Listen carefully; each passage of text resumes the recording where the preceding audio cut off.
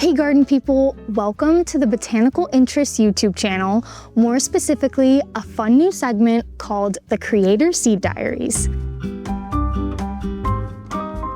I'm Michelle and this is Rita, and we're the creators behind the account Girl and Her Dog Farm, which you can find on YouTube and Instagram.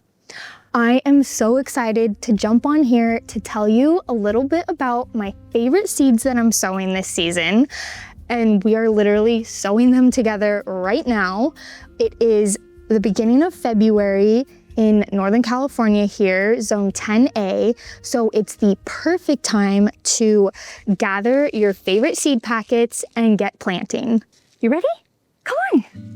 Let's be honest, it doesn't look like much is happening in the garden, so why would we start seeds right now? Well, I'm starting to see the first signs that the spring season is almost here. Our fruit trees are just at the cusp of budding. We're getting higher temperatures, more daylight hours, and the real sign for me is that my hens are starting to lay eggs again. So I know the spring season is just around the corner. Plus, we are expecting our first baby in just a few months, so I have to get everything in the ground as soon as possible before this girl makes her debut. Now, why not just wait until your local nursery has plant starts available? There's no harm in getting already started plants, but I think the true joy of growing your own garden is that you can choose seed varieties that really speak to you, and you may not be able to easily find them in a nursery. Plus, starting seeds now is getting a jump start on the spring and summer seasons. Depending on your plant hardiness zone, you can start seeds to put in the greenhouse and transplant them later, or you can start seeds in the soil directly if they are early crops and they don't mind a little bit of cold. And today we are going to be planting a little bit of both because I have some spring and summer crops that I really want to show you. Let's start with German chamomile. This is a hidden star in my garden. We can sow chamomile in early spring as soon as the soil can be worked. So in my California garden, the soil is definitely ready, so we can start sowing this. I like to just scatter the seeds in the garden and gently cover them with a little bit of soil. If you're in a cooler zone, you can start these 4 to 6 weeks before your average last frost date. I'm sowing these beneath my apple tree because in years past, it has really thrived here. Chamomile is a beautiful, delicate, sweet smelling, bushy plant that keeps on giving. Coming out to the garden, harvesting some fresh flowers, and making chamomile tea is just so delicious when it's homegrown. I usually pick them fresh for like a nighttime tea, but you can also harvest them, dry them, and store them, which is great for gifts for family and friends. A little tip to keep the plants really bushy and abundant is the more you harvest, the more it produces. So last summer, I was harvesting a whole bunch for my CSA program, and the next week, there was just so many more flowers on the plant. So definitely keep on harvesting it and you will have chamomile from like early spring to midsummer. So it's a really great prolific plant. So much so that it might start popping up in places that you don't expect, but I found that you can easily just dig it up and transplant it into the space that you want, or even give it to a friend. It is a pretty hardy plant and definitely something you should add into your spring garden. Next is one of Rita's favorite crops, scarlet nantes carrots. Carrots can get a pretty bad rap for being really hard to grow, and believe me, I've been there. You definitely want to start carrots from seed and not get as transplants because the root is the actual carrot part that you're eating, and that part does not like to get disturbed once established. I'm not gonna lie, they can be harder to grow, but I've learned a few tricks over the years that might help you out. First off, you can sow carrots right when temperatures hit in the upper 40s and the soil is ready to work. I like to create a shallow trench, drop the seeds in by hand about an inch apart, and cover lightly. The key to successful carrot germination is to keep these puppies moist. They do not like to be dried out. If you let them dry out even once, they might wither away. So I just come out every day or every other day and make sure the soil is moist until I start seeing those little seedlings pop up.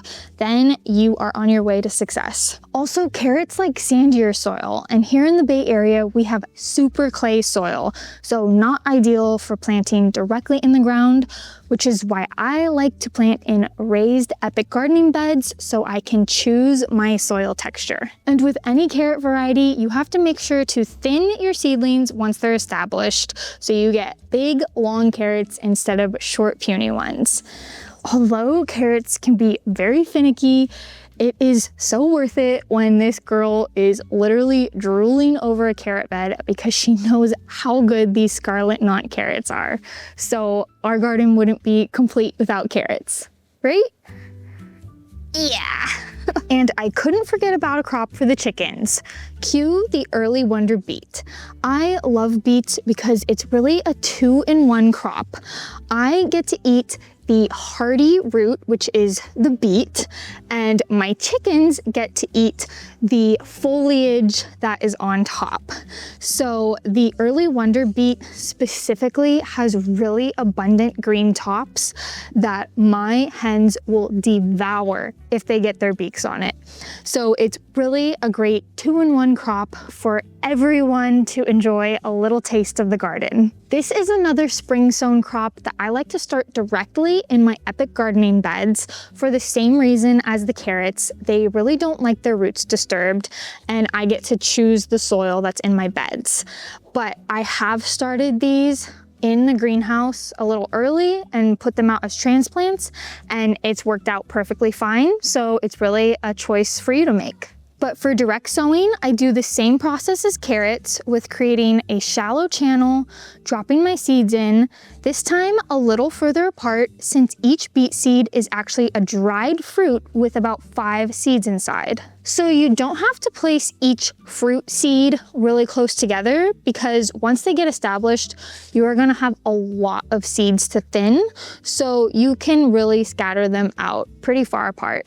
Then just gently cover up and try to keep well watered until the seedlings pop up. I love early wonder beets because just like the name says, they are ready to harvest early. In just 48 days, we will have some hearty, delicious beets ready to eat. So I can plant these today and they will be ready before baby comes. And speaking of baby, my next crop is so great for little ones. It's called bunny tail grass. I grew this for the first time in my garden last year to add to my floral arrangements, and to my surprise, it was a huge hit with any little kids that came by. It is a knee-high grass that has a charming little flower on top that looks and feels like a bunny's tail.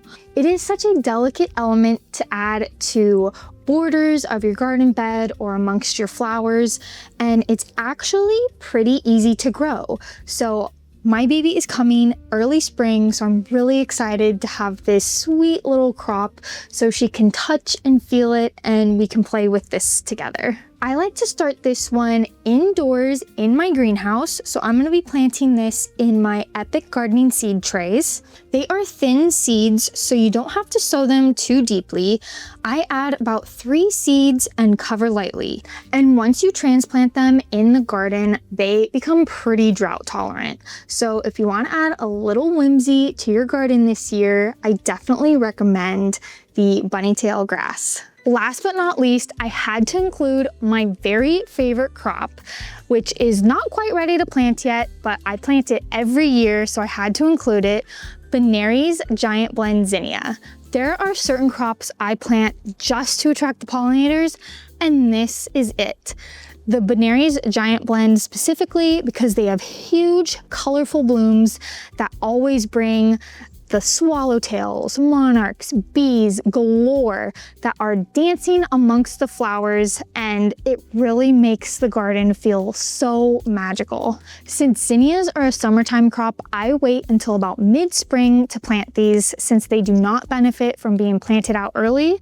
So definitely wait for that warmer weather to hit because they'll still have plenty of time to bloom all through summer and even into fall until that frost hits them. I usually choose to start in a seed tray and transplant them when they're bigger because zinnias are one of the few annual flowers I found to be deer resistant, and when I transplant them out as larger seedlings, the deer leave them alone. One thing to keep in mind, at least in the Bay Area, is that zinnias are prone to powdery mildew, but there's a simple solution of water, baking soda, and dish soap in a little spray bottle that you spray all the foliage, and that keeps them fresh and looking really good throughout the summer and fall. I truly can't wait to start these flowers this year because they are one of the cheeriest flowers around. That's my roundup of favorite seeds I'm starting this season. Thank you so much for watching. If you want to see more videos like this, subscribe to Botanical Interests on YouTube. And you can find more of Rita and I at Girl and Her Dog Farm on Instagram and YouTube. Happy gardening, everyone.